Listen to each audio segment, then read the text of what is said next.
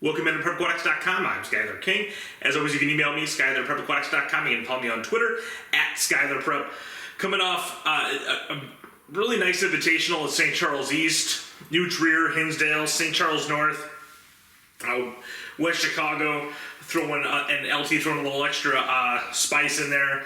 Claire Conklin looked pretty impressive. First time I've actually seen her in person, the freshman from West Chicago. And you had a triumvirate of good freshmen when you look at Conklin, Stavropoulos at St. Charles North, and obviously kind of the freshman of the season, Tierney Lenahan at New Trier, and the impact that she's making. Basically, in my mind, has turned New Trier into the favorite to repeat as state champions. And after this upcoming weekend, I'm going to redo my state predictions. We'll get a kind of a snapshot now that we've got these freshmen incorporated in, what the end of the year might look like. But this meet this weekend was, I think, the biggest feather in the cap of New Trier when it comes to the way things played out with their relays. Medley, New Trier 46-5, really runs away and hide from Hinsdale and St. Charles. Hinsdale 47-8, St. Charles 48-6. For Hinsdale's gotta figure out what they're gonna do with the butterfly spot. It seemed like for a lot of the year it was gonna be Bocas. They're doing some experimentation there. We saw actually Schneider's from the 100 fly at this meet. Is it possible they're going to experiment with a different backstroker? These are the things that they've really got to figure out because I think that's a relay that if Hinsdale Central is going to win the state championship, I think they have to win the Medley relay because I'm not seeing a path for them winning a free relay with the way things stand now. And so they're going to be giving away, 6 points to somebody, and in all likelihood, it's going to be to somebody that they're contending for trophies with. Olivia Safrakova, 154.7, wins the 200 free. The 200, at least at the meets that I've been to, has been one of the least impressive events, which I didn't really expect that to be the case. I've actually seen more and obviously a lot of it's just happenstance of the teams that are better just happen to have better IMers, but the IM I think is actually a weaker event statewide, but at the meets I go to it tends to be the 200 free that is generally lacking, whether it's because people swim the 200 free when normally they do or the teams are just weaker there. Becky Phillips 212.2 wins the IM. I really haven't seen any movement for Phillips. I thought in the beginning of the season, based on what we saw her doing relay split-wise, that Phillips might make a move to the 50. However, they're riding her with her in the IM. Can she score the IM? I think the answer's got to be an unequivocal yes, because we've talked about how weak the IM is. And so if she can go an 8, I think that's reasonable to think she could score with it, potentially, as long as there's not some mass exodus into the IM. Stavropoulos 24-1 wins the 50. Stavropoulos, I think that the best path for St. Charles is to load 3 relays. Stavropoulos, freshman. It's really hard to count on freshmen to score 2 top 6 individual swims. And that's ultimately what they'd be asking her to do if they pull her from a relay, because with relays loaded, St. Charles North's going to be top 6 3 times. Their free relays have really been impressive. And Izzy Boo and Stavropoulos have really risen to the occasion on those free relays, the 400 especially. And I think they could potentially are a team that could potentially win those free relays. Speaking of Izzy Boo, 56.9 in the fly. The versatility of Izzy Boo is going to be a big wild card for St. Charles North. She last year was kind of in the IM breaststroke bucket, and I think the IM is a decent choice for her if they're trying to get a top 6. But, I mean, Linson went 2:10.9 and won the IM here. And so if they're trying to get Linson into the bottom there, you know, they really don't have a flyer that isn't Boo. So, you know, that's not a bad option. However, the top 6 in the fly is loaded. She'd basically be eyeing the 6th place, you know, based on when you look at the returners that we have, talking about Park, if she swims it again, and Rentz, and Boosma at Stevenson, and Arroyo at Ignatius, and, you know, whatever we're going to end up getting from downstate, it could be the toughest top 6 in the state.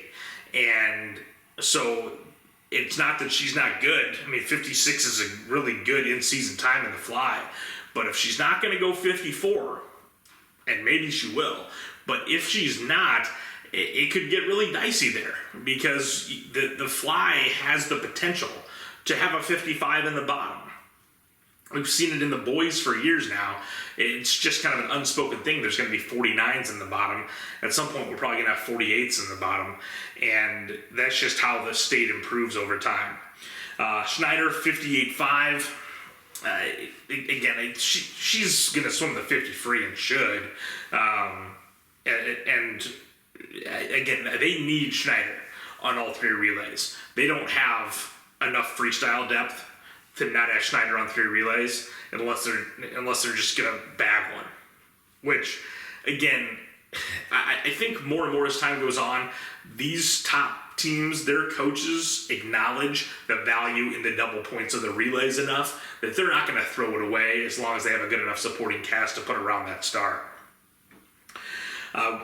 We mentioned Lenahan before, 51.7 for her in the 100 free, 56.1 in the back, and she just looks like an absolute lock for double top 6, and that's kind of the difference between her and Stavropoulos. Stavropoulos 50 isn't something that looks like a lock, whereas 52.2 in the 100, I mean, I just don't like the 50, because one thing goes wrong, and that's the whole race.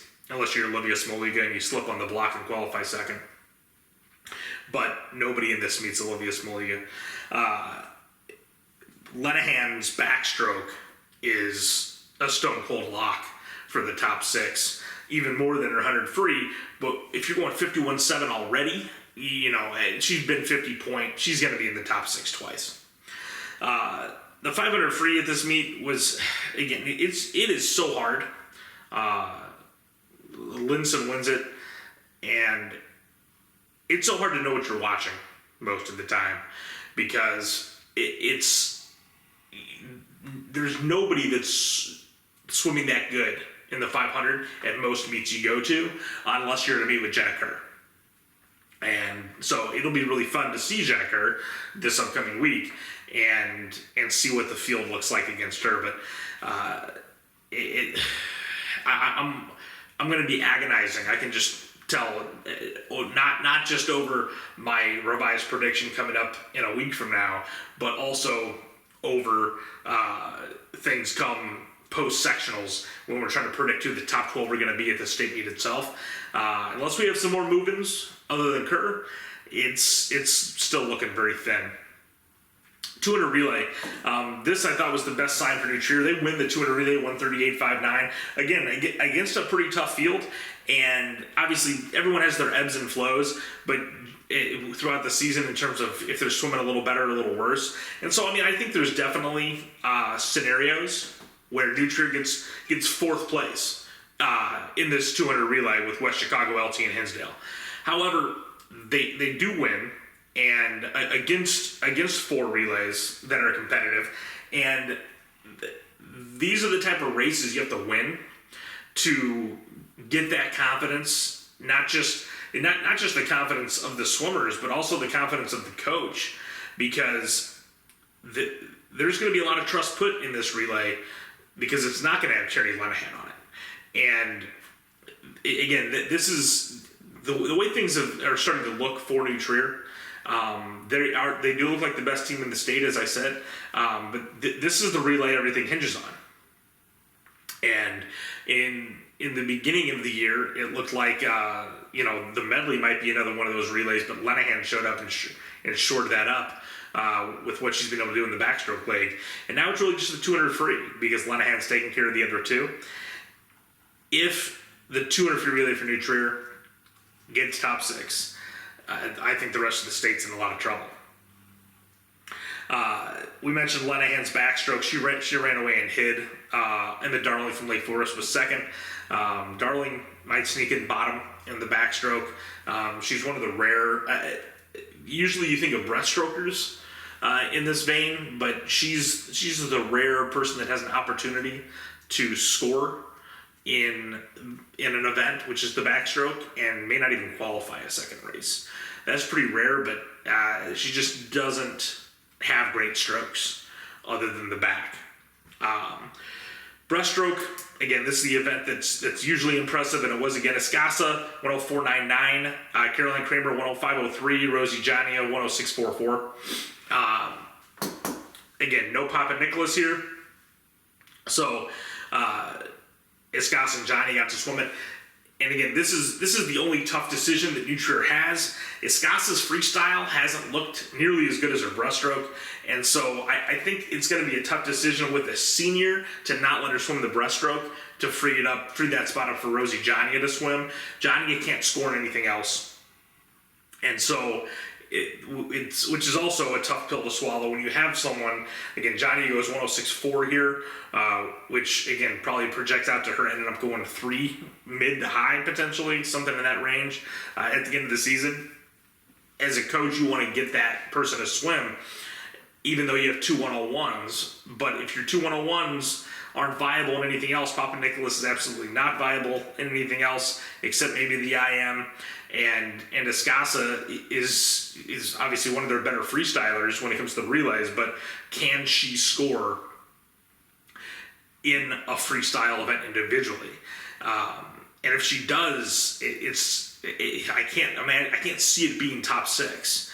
Where with the breaststroke, she's an absolute state title contender, and so I think they're gonna have to sacrifice the points that they would get from Jania, and just roll with Escasa Papa Nicholas and just take the double top in the breaststroke. 400 relay, St. Charles North really made a statement here. 332.6 just dominated this relay. New Trier 334.3, Hinsdale 36.3, LT 36.9.